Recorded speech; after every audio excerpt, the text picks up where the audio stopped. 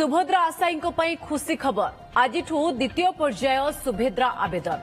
21 वर्ष बयस होइथिले युवती और महिला माने सुभद्रा योजना रे आवेदन करि परिबे एनै सूचना दैछन्ती उपमुख्यमंत्री प्रभाती परिडा जो माने 20 रु 21 वर्ष रे माने आवेदन करि परिबे उपनिर्वाचन पई आचरण विधि लागिथिबा नुआपड़ा निर्वाचन मंडली को छाड़ी अन्य सबु स्थान रे पोर्टाल व्यवहार करि हेबो। प्रथम पर्याय रे 1,02,80,000 महिला प्रथम किस्ती पाइथिबा बेले 1,96,307 जन द्वितीय किस्ती पाइछन्ती परे 96,96,955 जन हिताधिकारी तृतीय किस्ती पाइछन्ती। तेबे चतुर्थ किस्ती देबा पूर्वरु द्वितीय पर्याय रे आवेदन करिथिबा किछि महिला को शामिल करबाकू लक्ष्य रखिछन्ती सरकार। मार्च 8 तारिख महिला दिवस रे परवर्ती किस्ती प्रदान कराजिबो।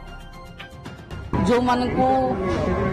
पूर्वरे 21 हो सारी अप्लाई करना जो माने कौनसी कारणवशतः बाहर रही जाइथिले सुभद्रा पई अप्लाई कर पारना पोर्टाल समस्त ओपन है